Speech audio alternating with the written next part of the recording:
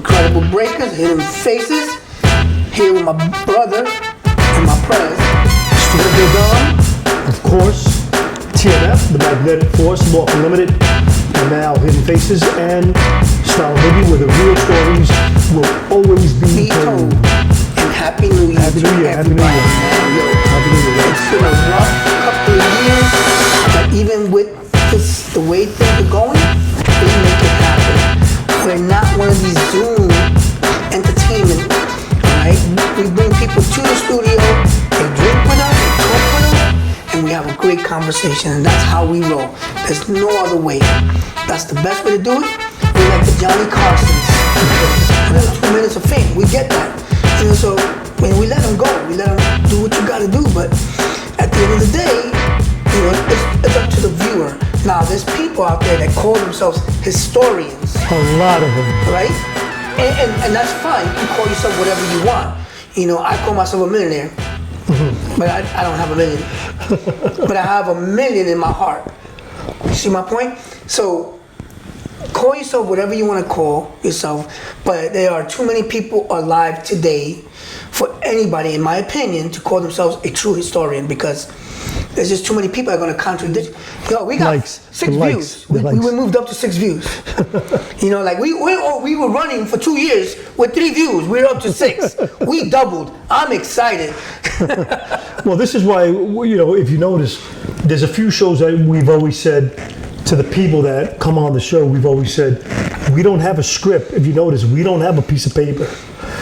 I think we've done 16 shows, whatever it's been. Only once or twice did I have a piece of paper, because there was something that I needed to know specifically that other people had asked.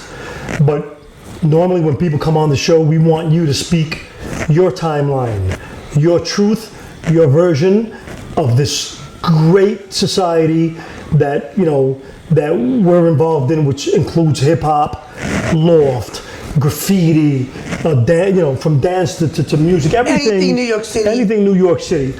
And don't get me wrong, that doesn't mean we're not willing to expand and think outside the box, which we will do, but we always want to make it very fair to the people that we grew up with, that street people knew of these people, but they never got to the Hollywood status, right? Because when you're a street kid from Brooklyn in the 70s, 80s, 90s, right? Or the Bronx. Oh, yeah, no, anywhere, you know, the 5 boroughs, especially the 2 boroughs, except these are the people we want to bring to light, the neighborhood heroes. I know a lot of guys that I looked up to that, you know, they never made it big, but they were neighborhood heroes. They're the ones that led us to live our dreams, right? Meanwhile, you know, it's something they did very temporary, and they moved on with their life. But the impact that they had is amazing. And these are the people we want to bring out. And a good example is Rockwell Association. All right, Tito and Macho, ultimately respected to the hip hop world. Ultimately, you'll never hear nothing from them, but ultimately respected because they were there from day one. They put down the foundation and they moved on. They got nothing to say, and I respect that from them. I respect that from them because they did what they did, and they moved on, and the foundation exploded, and it became what it is today.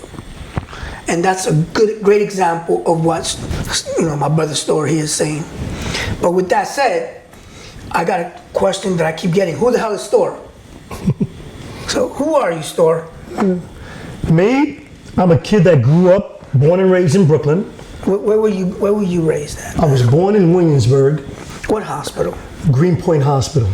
It's no longer there. That's in Williamsburg? That's in Williamsburg, between Williamsburg and Cooper projects. I lived in the Williamsburg houses and then the Cooper houses. The Greenpoint Hospital was literally a block away from Cooper houses. And then Cooper houses was still in what we call, it's kind of weird, the Italian neighborhood mixed with the projects, small projects. And this is right before the BQE on Meeker Avenue. And what year were you born? 64. And did your parents come from Puerto Rico or they were born here? My mother's born and raised in Puerto Rico. My father was born in Puerto Rico, but he came here. Then at the age of 16, this is where I get it from. You know, I've been in you know, street gangs and you know, motorcycle clubs and pretty much my whole life. And my father's never really spoke to me about it, but I heard it through the grapevine in the family. You know, my father was a young guy and was mixed up with all of that. And I think at the age of 15 or 16, they sent him back to Puerto Rico, and that's where he met my mother.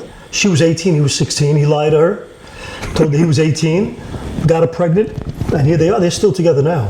If you do the math, And it's you 50 the oldest? over You 50. the oldest of your family? No, my sister. She's Her 50. sister the oldest. My sister just turned 59. So you were the second hit. I'm the second hit. My sister was first. When my mother was 18, then 19 and a half, I was born. Then I got my other brother, Joey Core, and my baby brother. And God bless them, they're both still alive. Yeah, my whole family, my mother, father, all my siblings are still alive. I'm God bless 'em. very blessed in comparison to people that I grew up with. So, like, when did you start getting into the music industry? Okay. You know, I'm not going to put any dirt out there because I'm kind of saving stuff for a documentary that I'm going to do. But however, I'll give you little snippets of how I remember my timeline with music. My mom, you know, my mother was a young mother, right? By the time my mother was 20, 18, 19, 21, 22, 23, I was 5, 6 years old. My mother always on Saturdays, we would get up and have to clean the house, right? Me and my sister had chores. Today I cleaned the unit, she cleaned the bathroom, vice versa. Always changed. However, the music was always there with my mom. My mom listened to Motown religiously every weekend, right? So the crisis of my mom going through shit with my dad, you know, they was young. They would have their own problems, break up. But, you know, my father has a few kids out of wedlock. You know, I was always the closest to my mom. And I guess what attracted me to my mom, and it's weird, I never said this, but now that you mentioned that, is the music. Me and mama, because my sister, not musically inclined. My brother, Core, he's 52 or 51, 2 left feet. My youngest brother, too young, knows nothing about our history, right? Because he's only 40, maybe 42. Mm-hmm. However, the one that had the musical spirit was me in my heart, and it comes from my mom. My mother was a singer. She was in a band at one point. Awesome. Yeah, my mother was a singer, a cappella group. My mother can sing her ass off. So my mom sang, and every weekend it would be me and my mom listening to music. Right, every weekend. My brother was too young. My sister would go with my grandparents. Me and my mom had this connection with music. We would sing songs together. You know, there were songs that we sang together.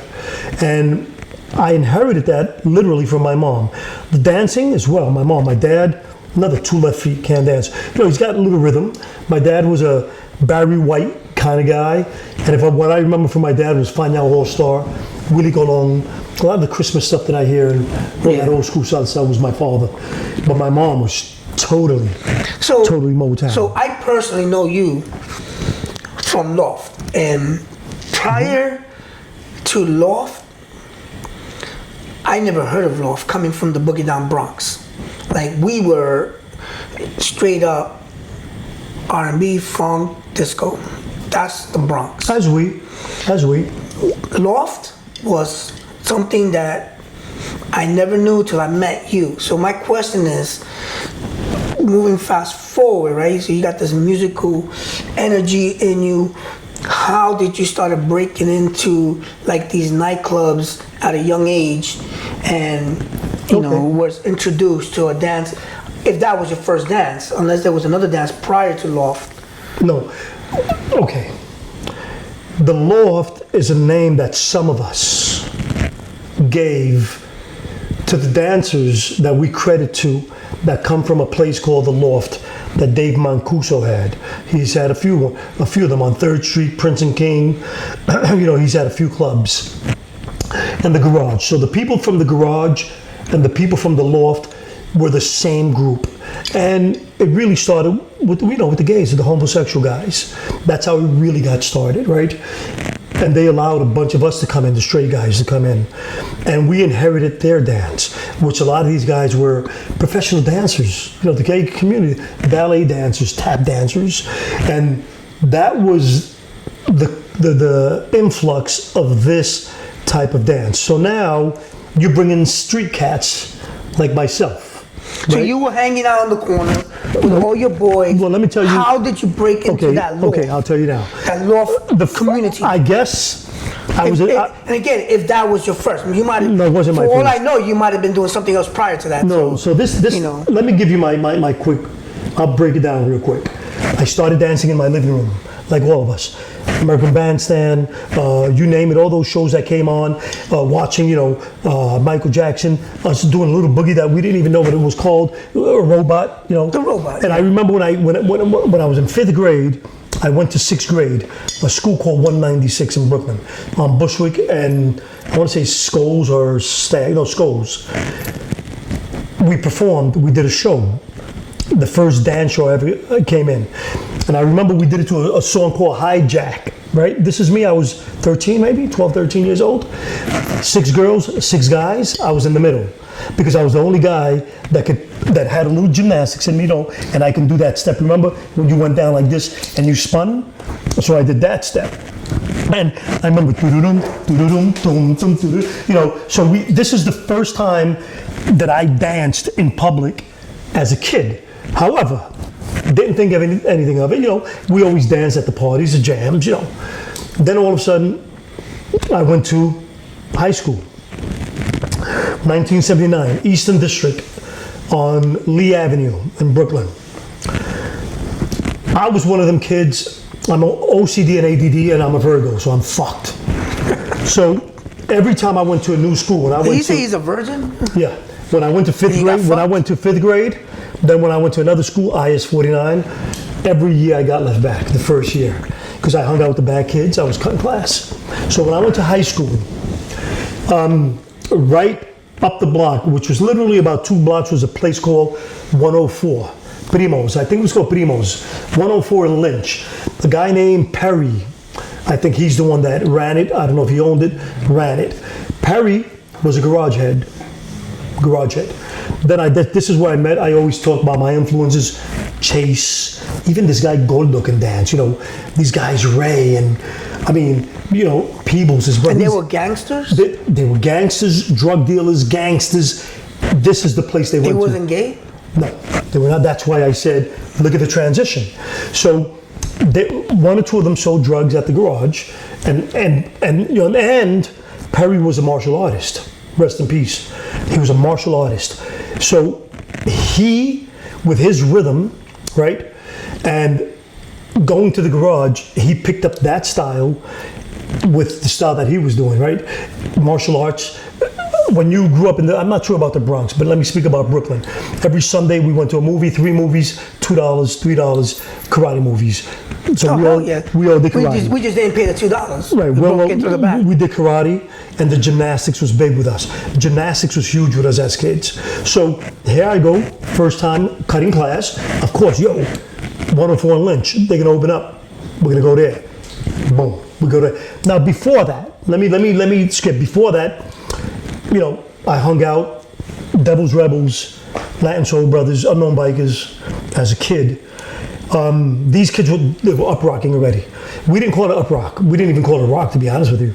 It was just a dance, like a warrior dance, where gangsters get together, they mock each other, and they make believe they're hurting each other with weapons, no weapons, guns, machine guns, swords, knives, and that was what's called up rock today, or rock, the rock dance. So about what year was that? This was 72, 73, 74, 75. I remember being in alleyways and gangs and seeing all of this. So you don't recall the exact year, but it was in that era. That era. Well, I was 12, so that's definitely 1972. And I was already hanging out with my cousin Lonely Boy. Right. His name was Lonely Boy. And I was already hanging out at gang spots, all the gangs and this stuff. is the time where Brooklyn was like fucked up, right? And the Bronx. Brooklyn, the Bronx was bad. Just because you're talking about Brooklyn, right? Yeah, Brooklyn. I don't want to, Brooklyn, we know the Bronx was fucking. Well, no, burning. because you got guys over the Bronx. Bro, Brooklyn was bad. We had burnt buildings, gangsters in the streets doing their thing, and this is where I incorporated that style of dance, right? And then even before I went to high school, Dude, we had all the, the parties, the houses, and we all learned how to dance there, and do our shit. Remember the slow dancing and whatever styles of dance were out, we mimicked. We were all dancing, dude. 8 out of 10 kids were dancers back in the day. Yeah. 8 out of 10 kids were dancers. I remember that. We all danced. Yeah, well, everybody fucking was danced. dancing back in the day. There was only 1 or 2 cats that couldn't dance. It was about having having fun and picking a girl. Right. And if you can't dance, you're holding a wall. So I get it. From 1974 to 79, it was the rock dance and the house parties. That's all we did. All we did. Now, mind you, 79 got introduced to this great thing that, some of us called it loft style dance because we knew where it originated from, and it was the loft and the garage. So I was lucky enough to meet these guys at this place. Then hoogie parties, we all went. I was in 9th grade. Mind you, I was already left back once and then twice when I got to 9th grade. So we're going to all the hoogie parties, and all the hoogie parties, we're introducing all these dances. In Brooklyn, we went to Bushwick, to Fort Greene, to fucking Cypress, everywhere they had hookie parties. And I'm going to say personally, what attracted me to Brooklyn wasn't him. It was the Brooklyn girls. There was a lot of Brooklyn girls, and I had a lot of love for them. Okay. And I had to introduce him to them. Anyway, so in 79 that occurred. So before that, I went out once or twice. I snuck out. I went out to Studio 54, but it was different. It was with a bunch of guys that were a little older than me. I was really young. It was disco back in those days. Right, the disco, and it wasn't my thing. However, even knowing about the loft, it was hard for me. I didn't have a membership, couldn't get into the loft unless you knew someone. So my place of opening up my horizons to the style of dance that you met me on, the loft, which I became a loft killer in a sense, right? There's a few of us, a lot of us, but a few of us, was Bonds International. Where I learned how to fucking dance was Bonds International, Gotham's West, Basics, which is Brighton Beach, and the Fountain in Central Park on Sundays.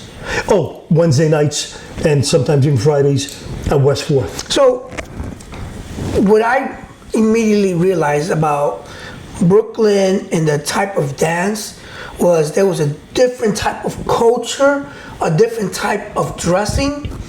It was a different, they even spoke different in that era from that of the Bronx. Like we did a lot of yo, what's up, man? What's going on? Yeah, the Bronx was always very, very hardcore and ghetto. But Brooklyn was different, yeah. and so that's where I saw the parachute pants the first time. Was in Brooklyn. Before I saw it anywhere else, it was like in Brooklyn. The handkerchief on the ankle. So when did we you? Had the straw hats, the Weber hats, handkerchief. I'm just saying, like, where was the influence that brought you from, like? All right, you're getting influenced by gangsters at this point, right? And they're wearing the Levi's, the jacket with the patches, to the parachutes, right. The handkerchiefs, so I can't, the straw hats. Like where the transition, I can't give credit to Brooklyn, only because I learned that in Bonds International. Now, mind you, when I went to Bonds and then I went to the loft, then I went to the garage because I had friends that got me in. So, but the transition with that gear was not in Brooklyn. Matter of fact, I'm not going to take credit for this, but in my side of Brooklyn, which is Williamsburg, from Bushwick and Grand Street all the way to Bushwick and Flushing to Cooper to the South Side, I'll take some credit because I brought it out to the streets, which Perry, Peebles, 104 and Lynch, where I told you I saw it. These guys had their own club. They weren't street guys like that. I was young. I was a young cat. Right away, I created a crew, Loft Unlimited, because of the word loft. And that's what I thought the dance was, because of the way I saw these people dance. Loft Unlimited, boom. I took it out to the streets, and that's when all everybody had a crew. Before that, it was roller skating, right? Freestyle rollers. I was a freestyle roller doing it on wheels. We were, before that, we had other crews.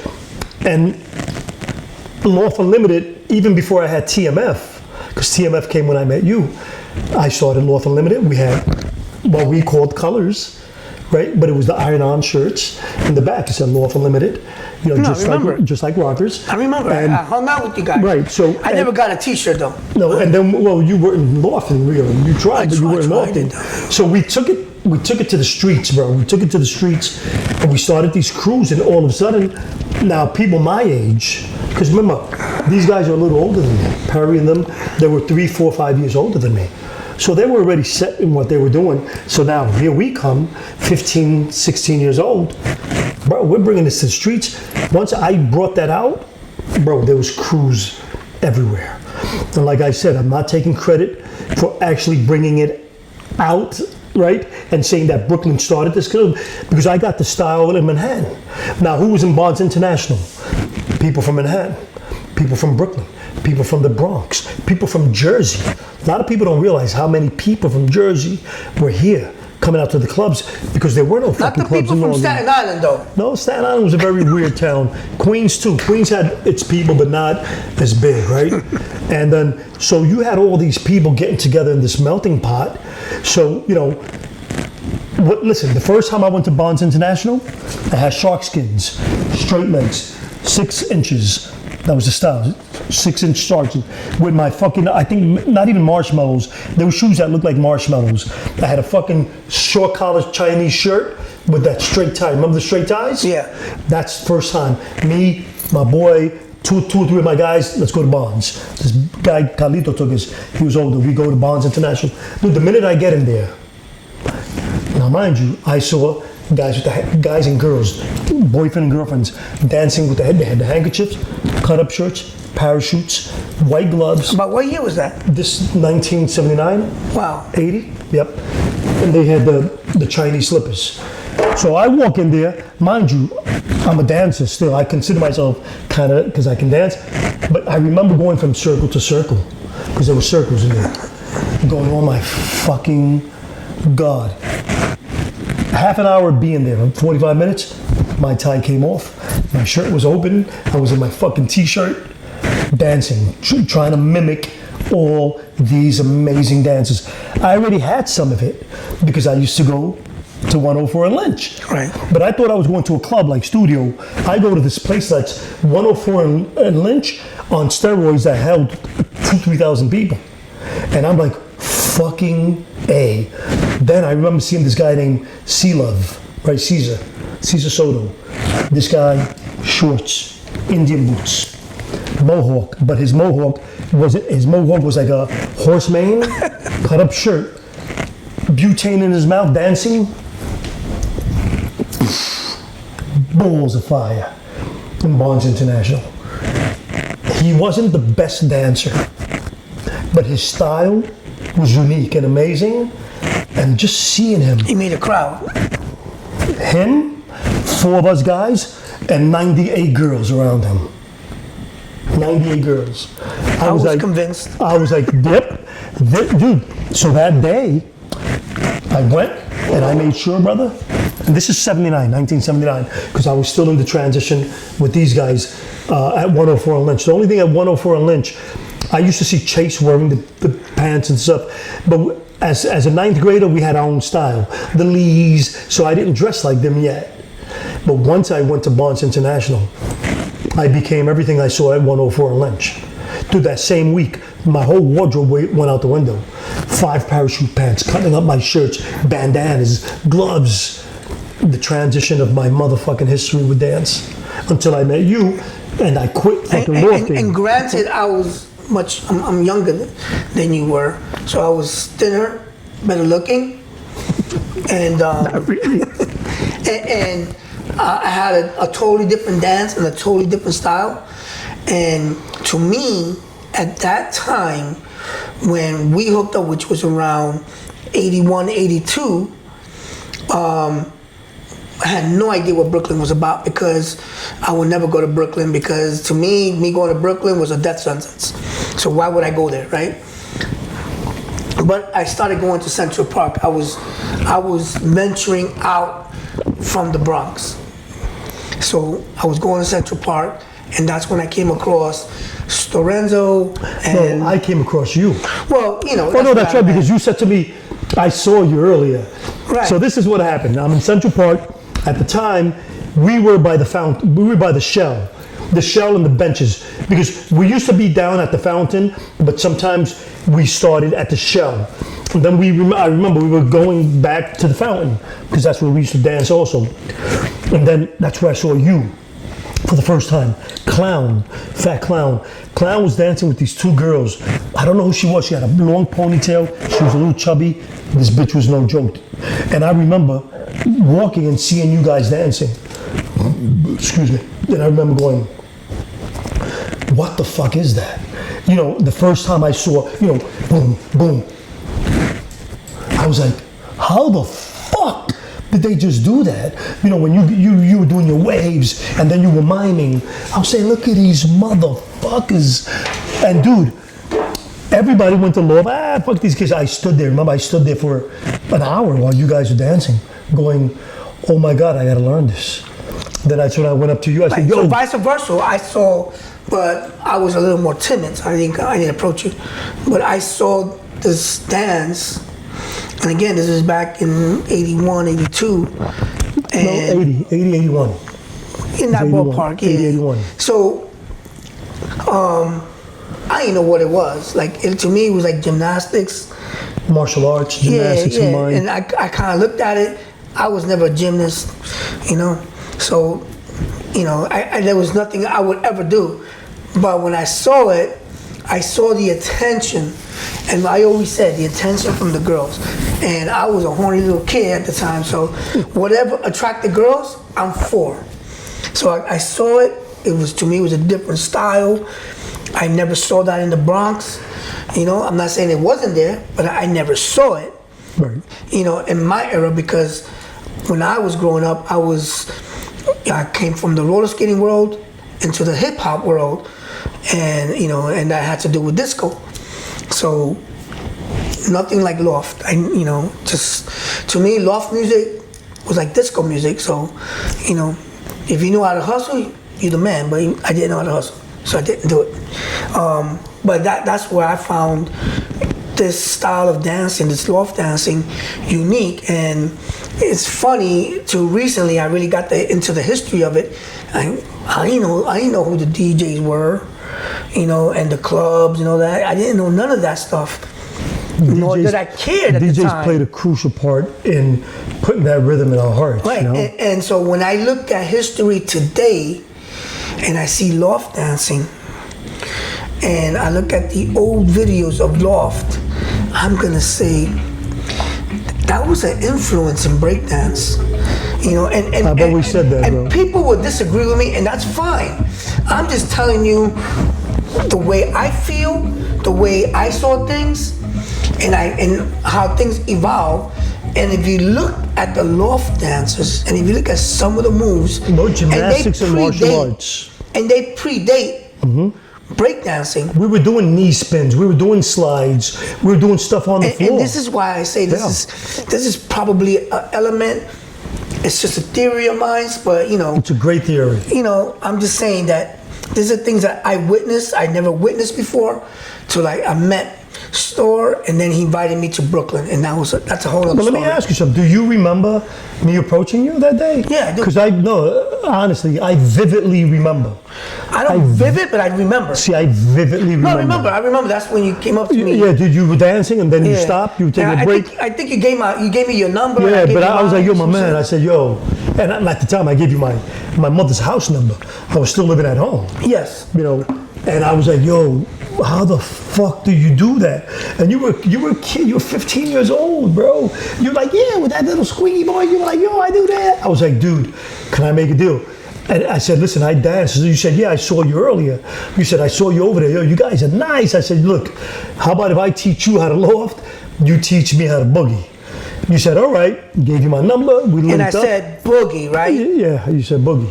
Electric boogie. And that was Electric Boogie from the first day I met you. It was Electric Boogie. Something I always say. That's why we got a show called Style of Boogie, because you cannot forget the roots. People can make up stories all they want, but the bottom line is, boogie goes to the time of disco goes time to the time of hustle, and it goes into the time of hip hop. Everything else came after. And that's fine, I'm cool with that. But you cannot put one before the other. And that's why I say loft. When I see loft dancing, it predates breakdancing because It really does. It does. because it goes But breakdancing. it started in 73. Power moves in breakdancing and all that started, I'm gonna say somewhere like in 78, 79. Yeah, but loft style dancing 80, started in and 73. Loft was already Yeah. blowing up Now, at mind the you, clubs. up until the loft, Dave Mancuso started the loft. You know, like I said, this is the argument I got with some of the old timers now, which God bless them all, they're beautiful people, and I respect their sanctuary and what they want, However, that thing that we call the loft style dance, they called freestyle. Some of them still say nope. All we did was freestyle to music, and I agree. It's freestyle.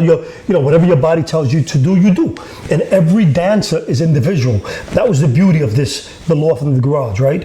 Whether you were gay and danced real feminine, or whether you went in there and you danced hard, but there was always a fluid style of dancing. We went down smooth, came up smooth. Then when we did hard, it was the martial arts. So loft is like the equivalent of hip hop, because hip hop came later. It's not the equivalent because loft. I'm just saying. So prior to the name loft dancing, it was freestyle dancing, right? Freestyle. And then it became loft. And the same thing with hip hop. Before hip hop, breaking, b-boying, all that comes in the 80s. Prior to that, we didn't really have names for anything, other than I can remember Electric Boogie. But we can argue robot into Electric Boogie. But this is why I say that with the elements that we've combined in what I call loft style dancing, you had even this is before modern jazz. I always speak. It was jazz. It was ballet. It was, people say capoeira, but it wasn't really capoeira. That came a little later, but because the martial arts was before the capoeira in the States. Here. What about the Russian thing? No, well, Russian style, that was an influence for me. Mikhail Baryshnikov was my influence, and I incorporated that into my trade. You the only one? Well, I don't know, but I didn't speak to anybody about that. Right. Here I am watching a ballet dancer dance, and I mimicked him and incorporated it with my style of dance, right? But I definitely remember jazz, remember ballet moves. Africana was always there. Africana is the base to everything we do. Africana, right? And then you had martial arts and you had gymnastics, which I was a gymnast at 5th grade already. So I already had a head start. So you put a crew together called Loft Unlimited. Loft Unlimited. Where did that go? Just curious. Well, we performed pretty much everywhere in New York. We competed everywhere. We were able to take this to places where no one got introduced to the style of dance outside. But we never really went outside of. I'm curious. When you competed loft, were you competing against all types of dancers? No, no. I'm just saying. We didn't compete on stage for trophies and money. No, there was no such thing as that. I never did that. We never went on stage. Once I retired, and when I was retiring from that, because I got introduced to boogie, these groups came out: Loft Savages. What was it? The Loft Savages came out. Dance. Oh my God, I'm getting a brain fart. HBO, Homeboys Only. No, well, but they were Webbo, but that was Loft. Well, you just remember too. That's what I think. All the gangs, like the Majestics, Dukes, these guys were street gangs. All of a sudden, they got introduced to dancing, and they became sweater gangs. From leather and jeans to sweaters with the 2 stripes with their name. But they were lofting? They were freestyling. Oh, freestyling. Okay. Freestyling. And that started in 78, 79, because I remember seeing it. So, this whole thing, bro, the course of it has so many different So how many members ways. in Loft Unlimited? Because from what I remember, it was a group. Well, if we're going to pose... It was a good group. I started with probably 20 people, 20 kids. And look how I started it. Ironically, in a fucking roller skating rink. At Greenpoint roller skating rink. Every Wednesday, we had this is how I say that. See how it predates? We used to go to this place when we were in school. Our Wednesday, you know, your gym class. Yeah. So on Wednesdays, if you didn't want to go to gym, on Wednesdays you went to the skating rink for an hour, and that was your curriculum for gym. So when I was in 9th grade, we went to Greenpoint skating rink. Now, mind you, we're all skating. That's when, you know, the skating, all that skating was out. Yeah. However, me, Ralphie, a bunch of us were already lofting, you know, doing the loft style dance. We go there, and I meet these people, which is now my son's mother, Jackie, Unique, her and her crew from the South Side used to go there on Wednesdays. Now, me and my crew, we're dancing. I was a pretty boy, could dance my ass off. They looked at us. I said, listen, I'm starting the crew, Loft Unlimited. Me and Ralphie. Boom. Same day, 10 members. Same day. Out of the roller skating rink. It came from the roller skating And rink. you guys had T-shirts, I We remember. got the T-shirts, the blue, they were light blue, sky blue T-shirts, white with dark blue backgrounds, Loft Unlimited. So how and over here said, LU, right? no, TM, what was our logo? The Music's Got Me. Music's Got Me, MGM. People say, what the fuck is MGM? Music's Got Me. So that was our thing. So our T-shirt said MGM, and then it had a dance here. The Music's Got Me. On So- the back, Loft Unlimited. How long did Loft Unlimited, like, what was his height and then when it dropped? Probably 2 years, 2 years. And the reason why I say 2 years is because once I met you, I quit lofting. So I ruined them. I quit I lofting. ruined them. Well, we had our 2 year span, which is great. Right. And the evolution of dance for some people. Yeah, sometimes I saw a new dance, these bro. things don't last very long. I saw a new dance, and then the hip hop in '81 was really coming up. Between the rap music and the dancing and the videos. And I don't know if I did it because I wanted to be a part of it to be famous. No, but the fucking style of dance intrigued me. So you transitioned from Loft to to Boogie Boy. Boogie, and so you started a new crew, right? TMF, the Magnetic Force. And how many members you had there? TMF, I want to say we started with about 6 kids. It was me. I had Martina, which her name was Electric Wendy, my brother, AD, Danny. At one point, we had Spin Ringo, Willie Acevedo. Wait a minute, wasn't Ringo? Ringo was down in Loft Loft Unlimited too. Unlimited. Okay, Yeah. I just want to make sure. But Ringo was an Because all-around that's where I know dancer. him from. And then Ringo around the world today is known as a rock master. Yeah. But that motherfucker was an amazing He was hustler. Loft. He was Loft. No. He was a To my a knowledge, hustler. he was Loft. He was a hustler. That motherfucker could But, hustle. but then Loft hustle and then rock. Unless you made some kind of TV show, you were just a hustler and basically No, he could danced hustle. with a lot bro. of girls. No, That's what he hustle. danced with all the bitches.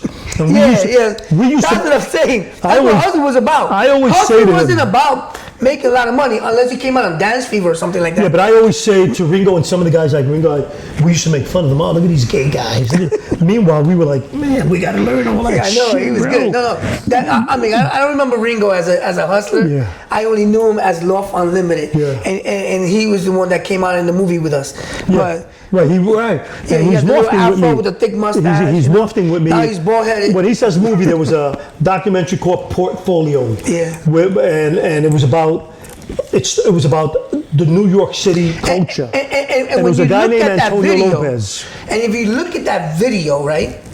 This is in 81, I think it was, right? That we 80, filmed it, 81. Right? We looked at it, it was about 81, right? And that, Yeah, 81. Yeah, in that 'Cause that's ballpark. when I started dancing with you. But if you look at that video, they're doing loft style dancing. As I understood it, nobody from the Bronx at the time was doing that I know of.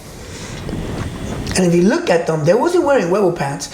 They were actually wearing like slick pants. No, we were wearing Lees. Yeah. Wearing Lees with the turquoise boots. Yeah, and, with the and the jackets the were pointy boots. They were like suede. and the 50s jacket, the silk jacket from the 50s. And so Yeah. this is what I'm keep saying. We that moved up. That was a transition their of it. style was Yeah, completely it was different. different. Yeah.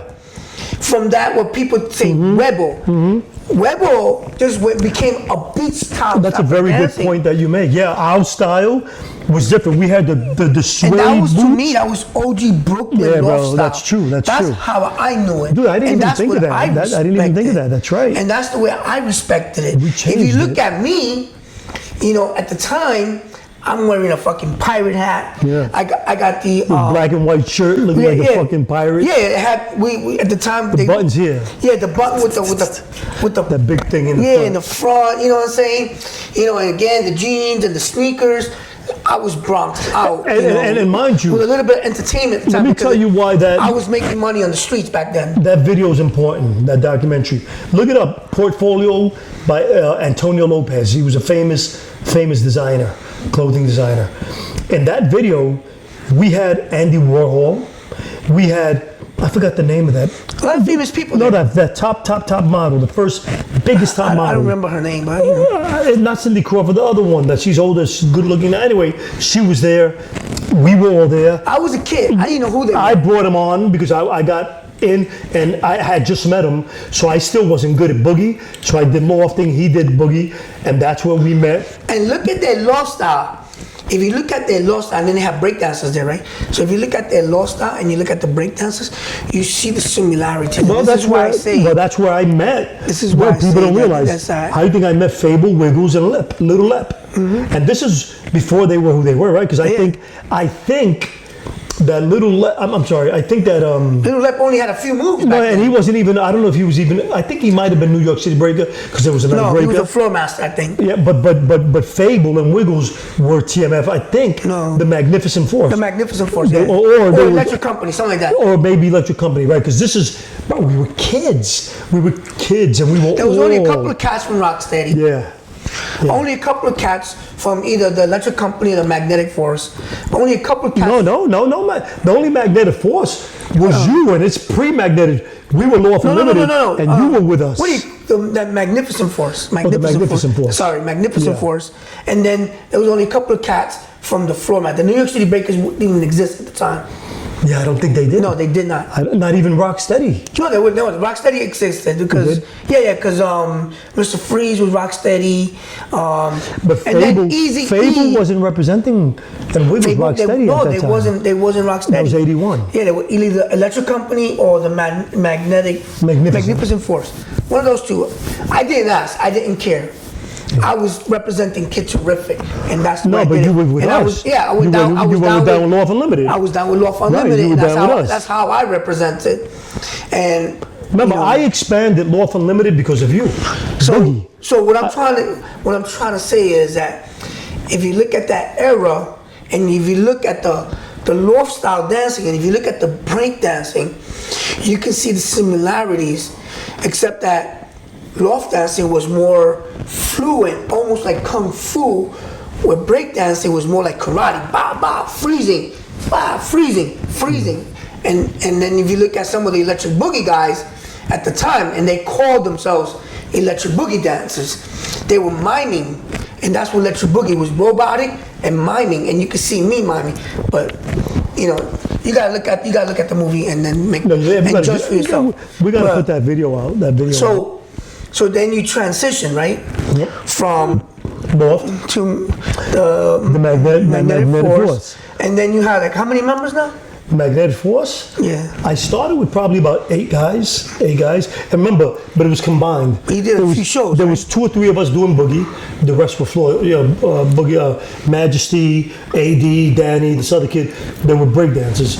And me, Wendy, Willie, and my brother, Core, were the boogie dancers, the electric boogie dancers. People say, how'd you get the Magnetic Force? Because one day, remember, we used to get high all the time, smoke weed all the time. And I remember, we used to rehearse at Eastern District, the new one on Bushwick, and I started doing these dances off getting stuck to the wall. Everything on the wall, like a magnet pulling me in. Yes. And that's how I said, we're gonna do that. And that was a boogie thing. Yeah, it was a boogie thing. And I was a called boogie it, I thing, said yeah. we were gonna start the Magnetic Force. However, the irony of that, one day we became 92 KTU was a very famous station in New York. At lunch hour, they played music. Everybody knew 92 KTU. We became one of their dancers in the summertime at Pier 11 in South Street Seaport. So we're performing, we were going to perform one day, and Wednesday, this Wednesday, you got the Magnet, TMF performing with the boogie. All of a sudden, one day we're performing, fucking Fable comes with a bunch of his motherfuckers. Because TMF, he said, TMF was the magnificent force. Right. TMF, the magnetic force. I didn't even put two and two together. But he showed up one day, so right after the show, we come down the stairs, we see these cats from the Bronx and Manhattan. Then Fable looks at me and goes, "What the fuck? Store." I go, "Yo, baby, what are you doing?" He goes, "Bro, we came to fuck y'all up. We came to fight you guys because we heard TMF on the radio and we didn't know what it was. We thought the magnificent force." And then me and Fable re-linked again. I got pictures of that. We got to put those pictures up, me and Fable. No, I saw you guys did some. Yep, and then it's weird because once I started my boogie, or something like teaching or something, right? Remember, you left on tour and I stayed here, and I stayed boogie, and then I left on tour, and you came back. Ironically, I traveled with my boogie, not my loft. My boogie. Amazing, bro. Yeah, it is. So you went through from kind of like up rock transition type. It wasn't really up rock. Freestyle. And then you went to freestyle. Then I went to dancing, loft. Electric boogie. The loft, electric Where boogie. the fuck the motorcycles come in? Well, dude, I was always riding. Since I was a kid, I always rode Yamaha 50s. Then we went up to Yamaha 80s, then 125s. Even when I was a kid, I had a 600. Then I had 500. I never saw you with a fucking motorcycle. Because remember, when we were dancing, there was no room for that. In the summertime came, we always got a bike. So I've always and before that, I was a bicycle rider. I used to do, they used to call me Eva Canino. I used to do stunts all the time, crack my head open and everything. I came out in Time Life magazine. My fucking skull cracked open. Anyway, so That must have been a beautiful picture. and then remember, when the street gangs were out in the 70s, bro, these guys didn't have motorcycles. These young guys, they had choppers built from Apollo bikes. If that. And they had the choppers, there were no bikers,